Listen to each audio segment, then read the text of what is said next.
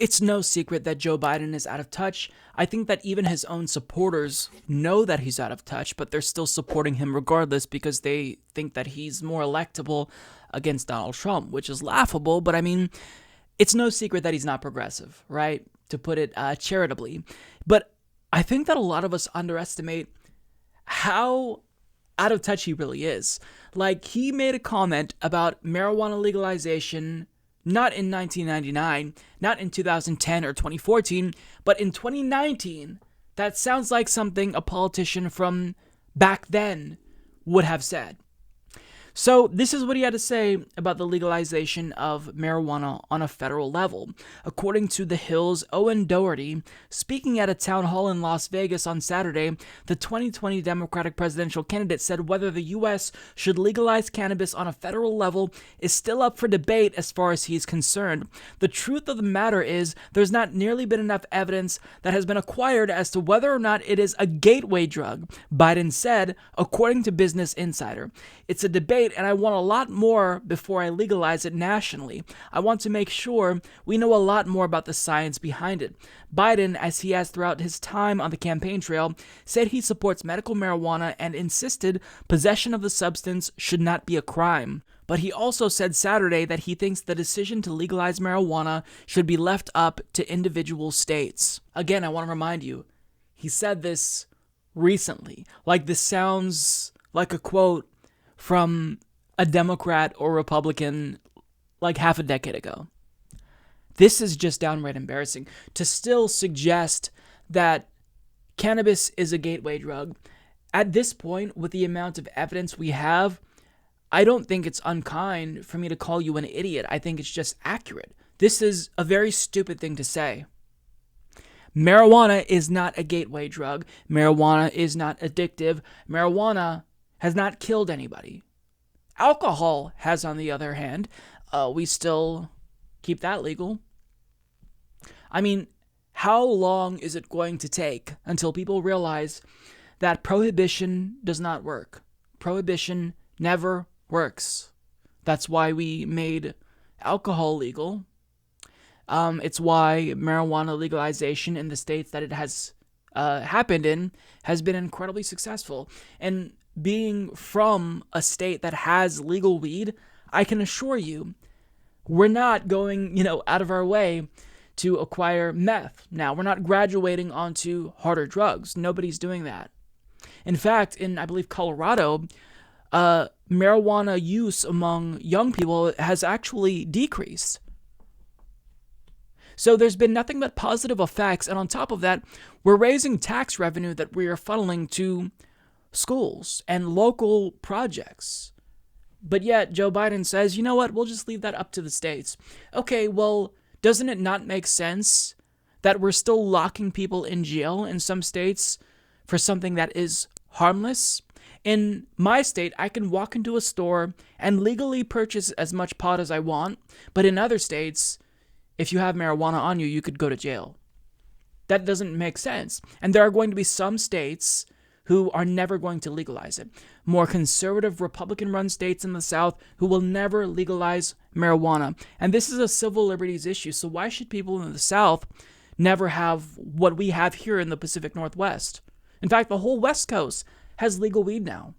So when you say this is a states' rights issue, this is you pivoting. This is you sitting on the fence because you don't actually want to take a real stand. Saying that you support medical marijuana, that's not bold. Republicans support medical marijuana. That's not a bold stance at all. Decriminalization is not bold. We need to talk about seriously legalizing marijuana in all 50 states. And the fact that you're not going to do that as president shows that you're a joke. You're offering people nothing. You are offering voters nothing to be excited about. I mean, this is an issue that would easily get at least some young people excited to vote for you. I still wouldn't be excited to vote for you, but if you were pushing this, I'd say, okay, well, it makes sense because this is an issue that has bipartisan support. I mean, you're going to get the progressives as well as the libertarians on board. Why not opt for legalization? But you're so out of touch. You don't know which way the wind is blowing on this issue, which it's blowing towards legalization, but nonetheless, not enough for you to actually be bold for once in your life. I mean, Joe Biden, it's like he figures out which side of history is the wrong side of history, And he opts for that stance rather than just doing what's right, because he's a coward. He's a hack. This states' rights issue is incredibly, annoying. I think that some issues can be states' rights issues. That's fine. But on issues like this, where it's incredibly popular, the Democratic Party and Joe Biden would be absolutely morons to not jump on board with an issue that would make them so popular. Who's against weed legalization in 2019? Support for this will only increase in 2020. So you can actually pound Trump for that, take away some libertarian votes in the event you're the nominee, which I hope you're not, and say, look, Donald Trump isn't for freedom.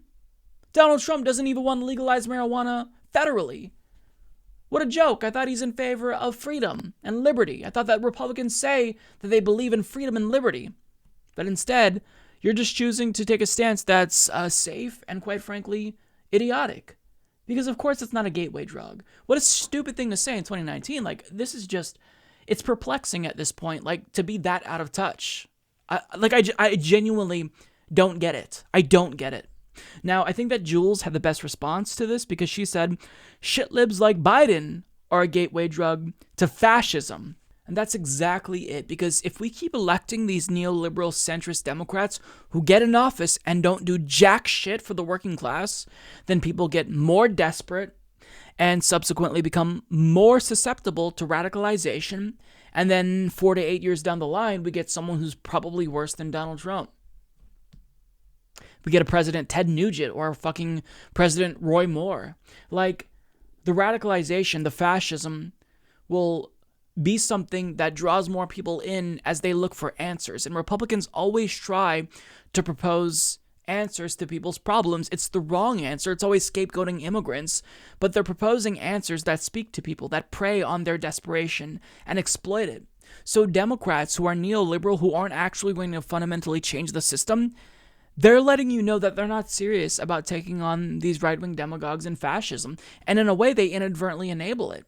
And when we're talking about true systemic change, we can't have true change. We can't have real criminal justice reform if we don't legalize marijuana. And I'm not talking about decriminalization. I'm talking about legalizing it and allowing people who have been hurt by it the most, communities who have been hit the hardest, black communities, to really have dibs at this new business here. Because, legal weed is going to be a very, very large industry. It's already a multi-billion-dollar industry. So for you to just not get on board and fearmonger about it being a gateway drug in 2019, it just shows to me that Joe Biden, if he were to go up against Donald Trump, it's going to be a bloodbath. And not in his favor. He's going to get crushed by Donald Trump.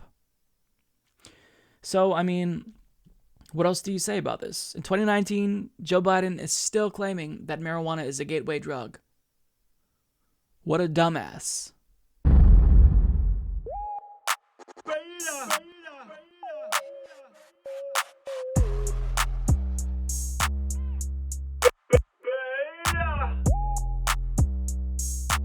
Alpha male, not a beta male.